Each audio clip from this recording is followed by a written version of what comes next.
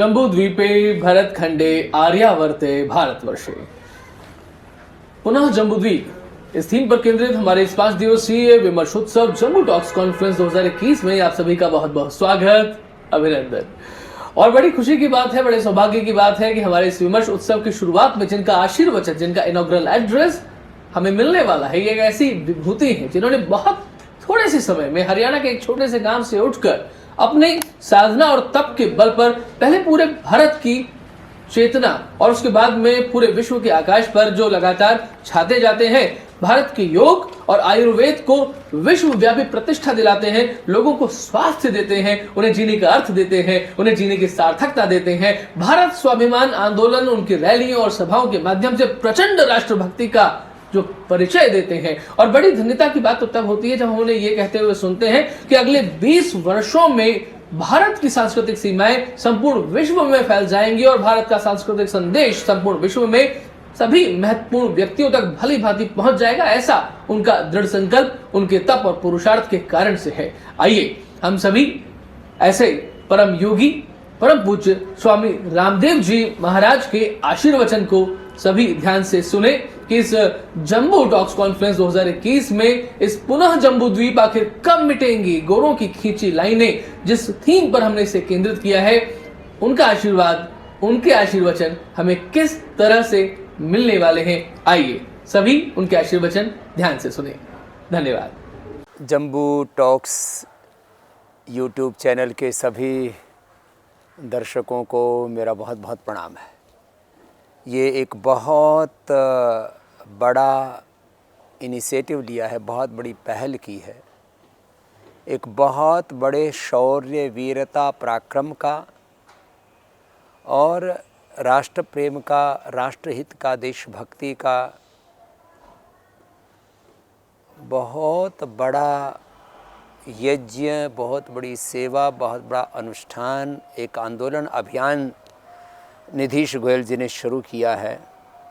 और इस अप्रतिम कार्य के लिए, इस ईश्वरीय कार्य के लिए, इस राष्ट्र कार्य के लिए, इस सनातन कार्य के लिए, इस ऋषि कार्य के लिए, जो उनको एक ऋषि प्रज्ञा से युक्त, एक भागवत चेतना के, एक जो हमारे शाश्वत चेतना के प्रतिनिधि के रूप में जिनको मैं देखता हूँ, ऐसे रामेश्वर पंकज मिश्र जी, लाखों लोगों को मिला हूँ, करोड़ों लोगों के मैंने कार्यक्रम किए हैं, लेकिन पंकज मिश्र जी में जो भारत और भारतीयता की, सनातन की, अपनी संस्कृति की, अपनी भारत की जो एक समझ है, वो मैंने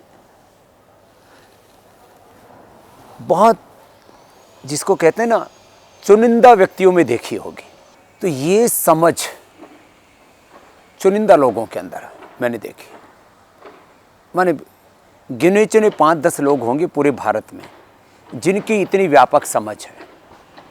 ऐसे रामेश्वर पंकज मिश्र जी, जो हमारे लिए एक ऋषि आत्मा जैसे हैं, और बहन कुसुमलता केडिया, मैं उनको भी एक ऋषिका या एक परम राष्ट्र भक्त कहूँ या उनको एक विदुषी कहूँ, उनके लिए सारे शब्द जो है बौने पड़ जाते हैं, अदने हो जाते हैं।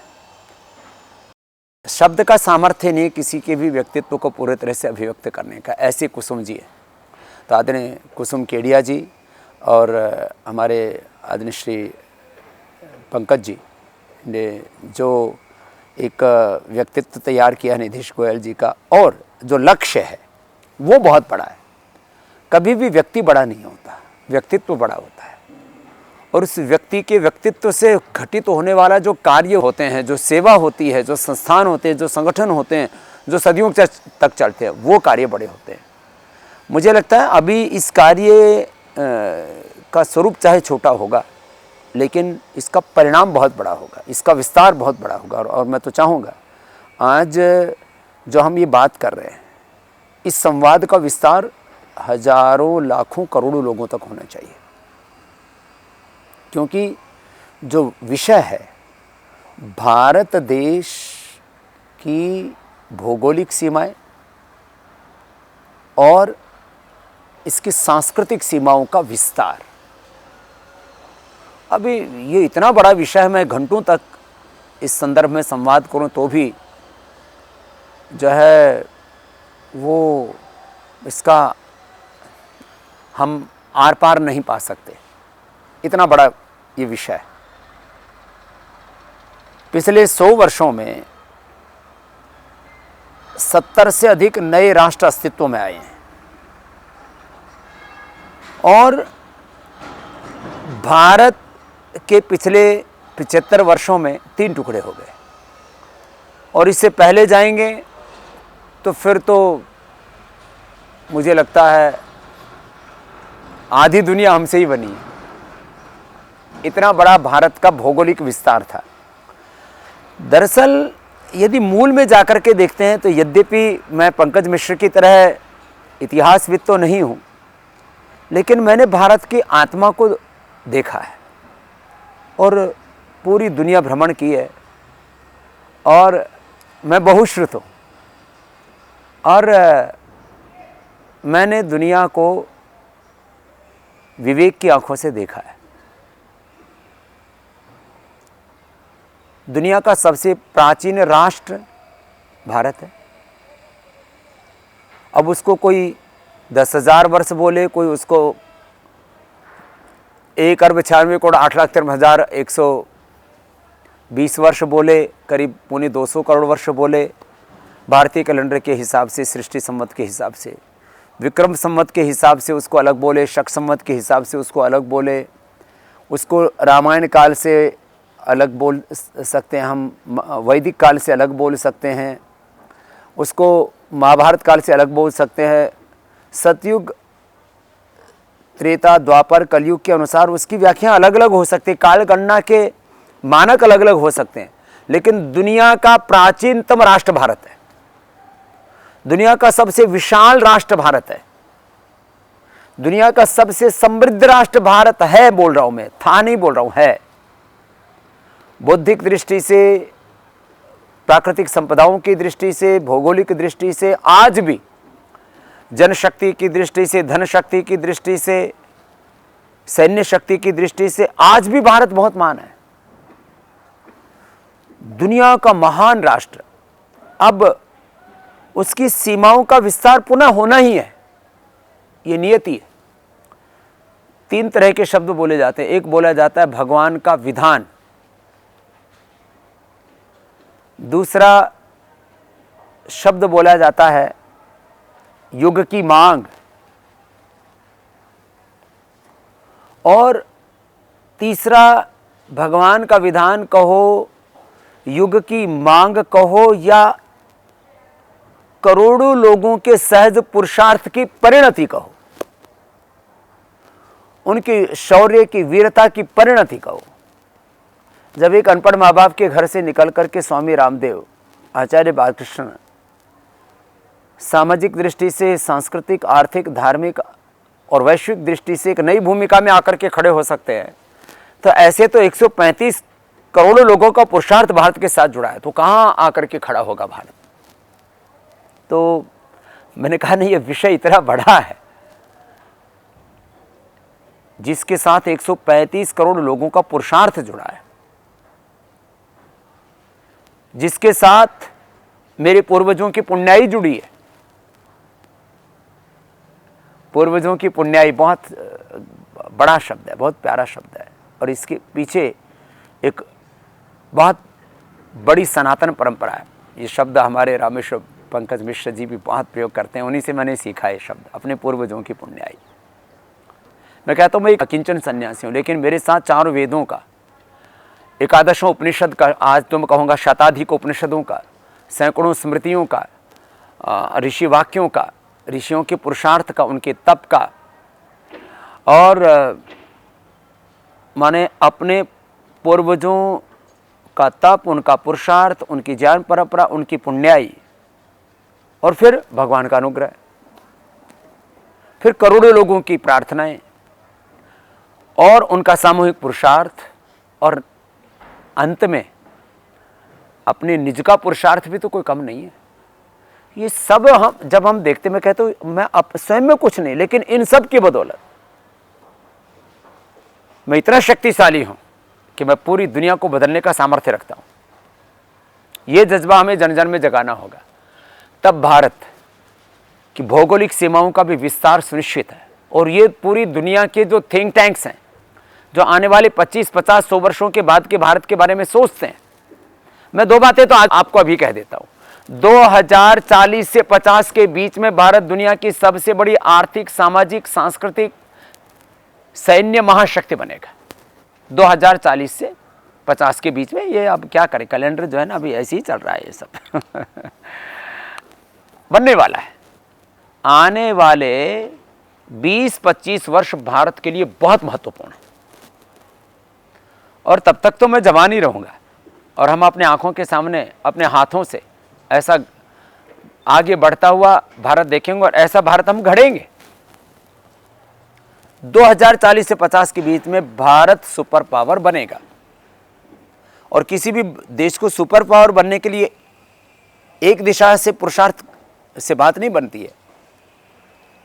माने खेती से लेकर के, शिक्षा से लेकर के, स्वास्थ्य से लेकर के, प्रबंधन से लेकर के, सेवाओं से, सर्विसेज से लेकर के, मैन्युफैक्चरिंग से लेकर के, नेचुरल रिसोर्सेज से लेकर के, और सबसे बड़ी जो शक्तियां कही जाती है आर्थिक शक्ति, सैन्य शक्ति और ज्ञान की शक्ति, अनुसंधान की शक्ति।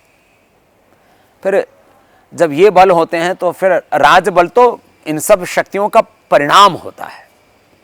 राजा कभी भी शक्तिशाली नहीं होता है।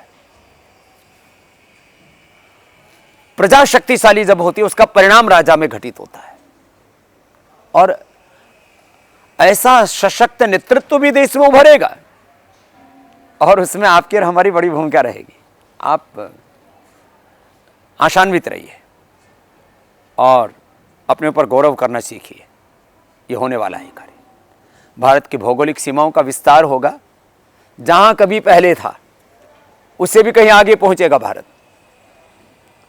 अब आप कहेंगे कि क्या फिर से भारत लगभग आधे में पूरी दुनिया और आधे में पूरा भारत कहो या 1/4 में कहो, कितना भी कह लो, भारत की भौगोलिक सीमाओं का विस्तार बहुत बड़ा होने वाला है। और दूसरी बात, अभी इसको मैं विस्तार से नहीं कहूँगा, हमारे आदरणीय श्री हमारे ऋषि तुल्य रामेश्वर पंकज मिश्र जी इस संदर्भ में, और हमारी श्रद्धामयी विदुषी ऋषिका तुल्या बहन कुसुम केडिया जी और इस संदर्भ में प्रकाश डाल देंगे, क्योंकि वो इस संदर्भ में मुझसे भी अधिक अध्ययनशील हैं, शोधशील हैं और उन्होंने बहुत कुछ किया है इस संदर्भ में। तो उनके मुख से आप सुनेंगे तो और ज़्यादा वो इसको विस्तार से कह पाएंगे। मैं दूसरी बात को, हाँ, ये मेरा विषय है, भारत की सांस्कृतिक सीमाओं का विस्तार कहाँ तक होगा। ये तो मैं आपसे कह ही नहीं रहा हूँ, ये मुझे करना है, ये मेरा उत्तरदायित्व, ये मेरा धर्म है, ये मेरा कर्तव्य है। और इसके लिए भगवान ने मुझे इस धरती पर जन्म दिया है कि भारत की सांस्कृतिक सीमाओं का विस्तार वहां तक होगा जहां तक सारी दुनिया है। आप कहेंगे ऐसा कैसे?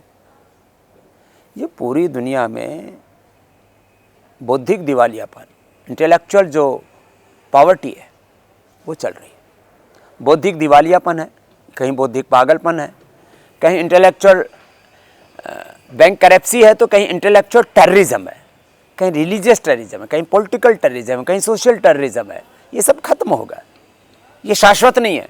कभी भी अधर्म शाश्वत नहीं होता, धर्म शाश्वत होता है। ये अधर्म, ये पाप, ये अनीति, ये चारों तरफ जो कुछ चल रहा है ये शाश्वत नहीं है, ये मिटने वाला है।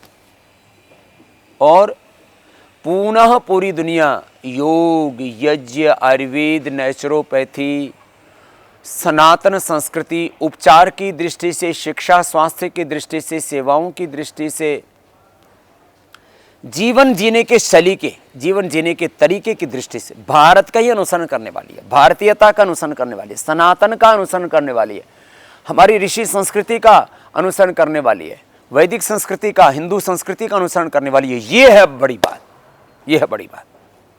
तो भारत की सीमाओं का विस्तार सारे ब्रह्मांड में होगा, सांस्कृतिक सीमाओं का विस्तार। और इसमें आने वाले 50 वर्षों तक तो एक आपके सामने जो बात कर रहा है एक अदना सा अकिंचन सन्यासी इस संदर्भ में अपनी सेवा देगा। और ये मैं अपने अंतर आत्मा की पुकार कह रहा हूँ आपसे। बस मुझे इतना ही कहना था। फिर आपसे मिलते रहेंगे। मैं बहुत ही भावपूर्ण हृदय से, प्रेमपूर्ण हृदय से, अत्यंत आत्मीयता से आदरणीय श्री निधीश गोयल जी को शुभकामनाएं, आशीर्वाद, जो भी कह लोग, भाषा है ये तो, बाकी तो भावनाएं भाषा से परे होती है, वहाँ तो हम निशब्द हो जाते हैं। न तत्र मनो गच्छति, न तत्र वाग गच्छति, न मनो न विद्मो न विजानीमः, ऐसी है। ये तो वाचा निवर्तन्ते अप्राप्य मनसा सह बुद्धिश्च न विचेष्टति, ऐसी है ये संवेदना। तो मैं निधीश जी के पुरुषार्थ को और आदरणीय श्री पंकज मिश्र जी की और केडिया जी की प्रेरणा को, उनके मार्गदर्शन को और उनके हृदय में जो भारत और भारतीयता का विश्व कल्याण के लिए जो विस्तार का भाव है वह निश्चित रूप से बहुत जल्दी साकार होगा। इतना ही कह करके आप सभी को पुनः प्रणाम करता हूँ। भारत माता की जय, वंदे मातरम, सत्य सनातन वैदिक धर्म की जय, ऋषि संस्कृति की जय, सनातन संस्कृति की जय, योगेश्वर भगवान श्री कृष्ण की जय, मर्यादा पुरुषोत्तम सियावर रामचंद्र की जय, पवनसुत हनुमान की जय, वेद माता की जय, गायत्री माता की जय, तुलसी माता की जय, गंगा मैया की जय। ये जो हमारे सनातन मूल्य हैं इनकी पुनः प्रतिष्ठा होगी और इससे ही विश्व का कल्याण होगा। अंत में ऋषि संस्कृति के इस जयघोष के साथ, हर हर महादेव के जयघोष के साथ आप सबको मेरा पुनः प्रणाम। ओम तत्सत। हरि ओम।